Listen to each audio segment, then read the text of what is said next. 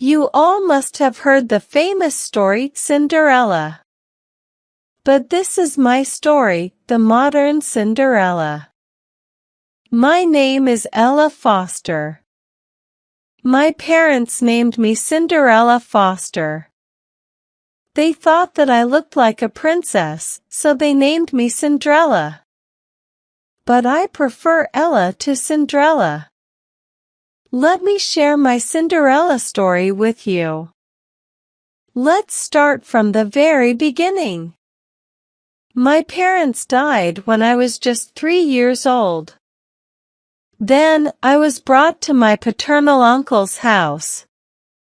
And since then, I have been living there with my uncle, Edward Foster, his wife, my aunt, Margaret Foster, and my cousin Victoria. I am 20 years old, and Victoria is 23 years old. She is also very pretty. She is tall, delicate, beautiful, and, most importantly, a disciplined girl. My Aunt Margaret hates me. She treats me like a pest who needs to be crushed and thrown out. Since I was 5 or 6 years old, I have been doing household work. And now, when I am 20 years old, I do all sorts of work. I wash clothes and dishes, clean the house, cook food, and so on. Obviously, I don't like to do these things. But if I don't do them, my aunt will throw me out of the house. Well, she had thrown me out of the house 3 times.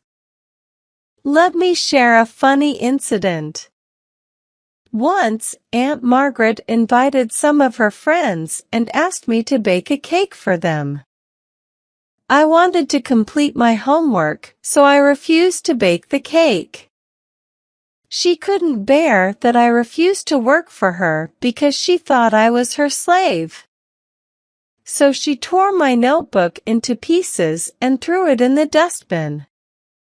She threatened me that if I didn't bake the cake for her friends, she would tear my book also. So I had no choice but to obey her. But don't think that I am a stupid, innocent girl. She used to beat me a lot.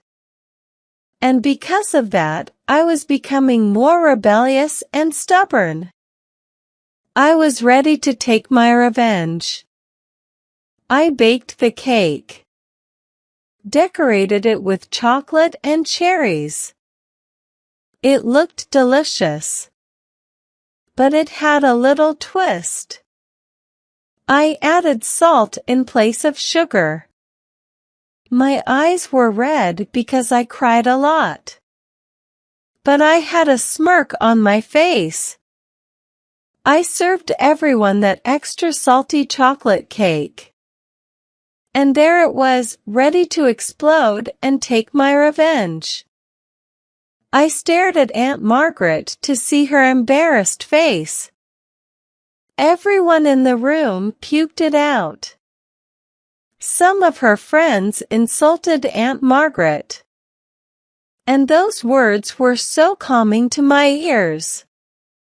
After everyone left, Aunt Margaret turned to me. She was red with anger. She grabbed my hair and slapped me 3 times. She was about to slap me for the 4th time, but Victoria stopped her. My uncle said nothing and silently watched her wife beat me. Aunt Margaret threw me out of the house. Victoria tried to convince her, but in vain. I remember that day very well. I was sitting on the street for the whole day. I was hungry. And I had no choice but to go back and apologize to Aunt Margaret. I went back home and said sorry to her. But she wasn't ready to keep me in her house. If it were possible, she would have killed me. But Victoria solved everything. She said that I would live in this house, or else she would also leave the house. Obviously, Aunt Margaret wouldn't allow her daughter to leave the house. She took me inside, but as a punishment, I wasn't given food that day. That night, I was crying out of hunger. Then, Victoria came into my room with 2 sandwiches that she had made herself. And that's how that terrible day ended. But I realized something. Victoria is the only person I have in this world. She was everything to me. She was my family. She protected me even against her mother. She really loved me and never treated me as a maid. After that, I stopped irritating my aunt. I did all the work on time. But I never let anything interrupt my studies. I wanted to become a doctor, and I was working hard. I wanted a better life. Victoria, on the other hand, wanted to become a lawyer. One evening, some guests were coming for dinner. There were so many preparations for those guests. I eavesdropped on my uncle's conversation with Aunt Margaret. They were talking to each other about those special guests. My uncle said that the guests were very rich. They had a son whom they wanted Victoria to marry. Then I understood that they were coming for matchmaking. I was happy for Victoria. I thought that I should wear something nice in front of the guests. I went into my room and got dressed. When I was arranging the dining table, Aunt Margaret came and stood near me. "Why are you dressed up, honey?" she said. "Oh, I thought to look presentable in front of the guests." "I know they are coming for matchmaking," I replied. "Oh, I see. You want to look better than my daughter and destroy her special day," she said angrily. "You know I will never do that to Victoria." "I have no intentions like that," I replied. "You know what? I have a better plan for you. Get out of the house. And don't come back before 12-inch, she said. She threw me out of the house. Victoria was getting ready, so she didn't know what her mother had done. I really wanted to be with Victoria on her special day. I went to a nearby park and sat on a bench. An hour passed, and I was so bored. I started to walk around in the park. And suddenly, I bumped into a young man. I was about to fall, but he held me in his arms. Our gazes met, and we were silent for a moment. "I am sorry," we both said to each other. "Are you okay?" he asked me. "Yeah. I'm fine," I replied. "Thanks for holding me," I said with a smile. "No problem."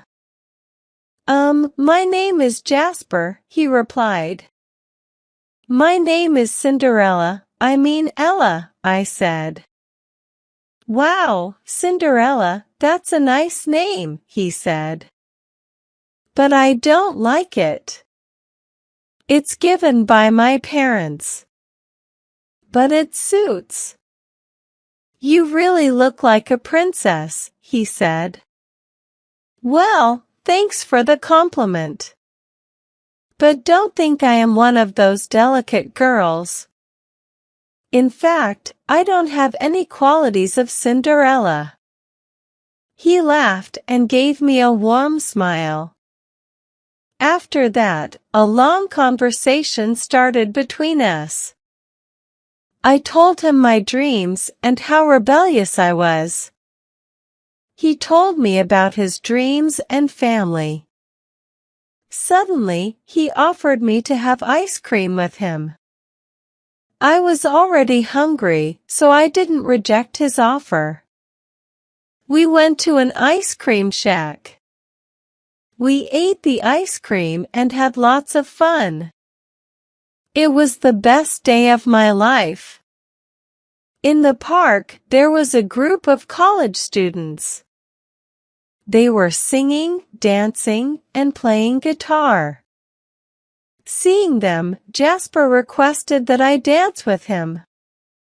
And obviously, I wanted to dance with him. I felt as if I was in a dream. Jasper was looking deeply into my eyes. I was blushing. Everything was so romantic. I wished that moment never ended. He wished the same. But it didn't last for long. Jasper's mother started to call him. He looked upset. "Hey, what happened?" I asked. "She's calling me for a stupid reason," he replied. "Do you want to share it?" I said. "Maybe some other day. But before we leave, I want to confess something," he said. "Even I want to thank you for such a wonderful evening." But wait. What's the time? I asked him. It's 11:55. But why are you so nervous? He asked. Oh no, I'm late. I am so sorry, Jasper.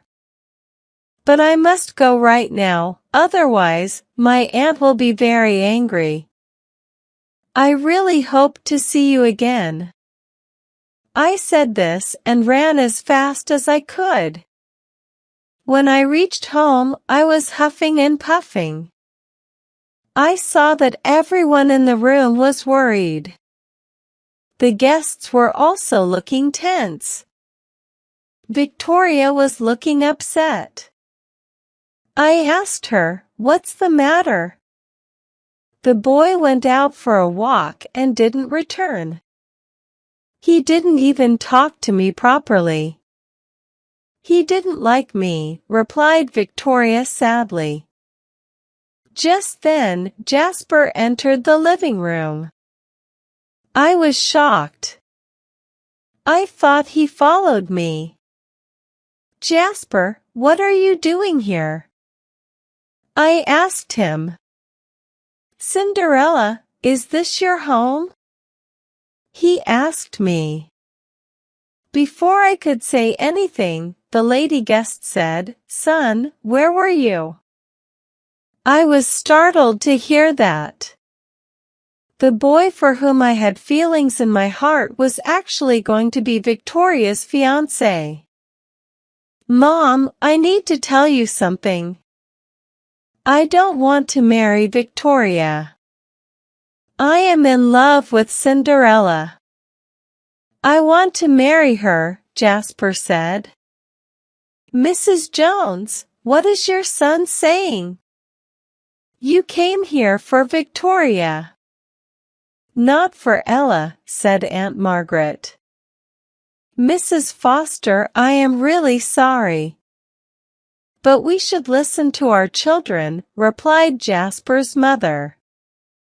Cinderella, I know what you feel for me. I love you. Please tell everyone your feelings for me, Jasper said to me. I was confused. I loved Jasper. I wanted to get rid of Aunt Margaret. This was the best opportunity for me. I could be happy. But what about Victoria? It wasn't her fault. Jasper. Yes, I have feelings for you. But I don't love you more than my sister. Victoria is my family. I can't be happy by making her upset. Sorry, but I can't be your Cinderella, I said with tears in my eyes. Ella, you don't have to do this for me. Do what you feel. It's your life, Victoria said. Everyone, please listen. I don't want to marry Jasper, and that's the end of the conversation. I said this and ran into my room. I don't know what happened after that. The next morning, I went into Victoria's room. Victoria, I am sorry. I ruined your day. But believe me, I didn't do it intentionally. Everything was so sudden and beautiful, I said. You don't have to be sorry. It's not your fault. Jasper liked you, and it's fine. By the way, he left a note for you. He said he'd wait until you were ready. While we were talking, Aunt Margaret came into the room. She was about to hit me, but Victoria stopped her. They had a big argument. Ella, I am sorry.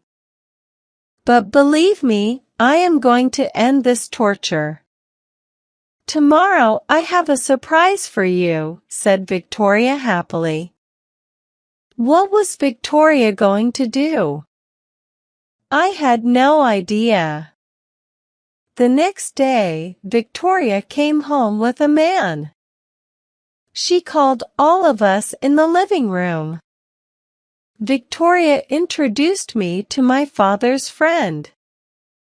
He was a lawyer. His name was Harry Cooper. Mr. Harry told me that my dad has left me a big bungalow, a large amount of money in the bank, and some other property in the town. I was shocked. I was a millionaire, and my uncle and aunt hid this. They treated me like a servant. In fact, they were using my money.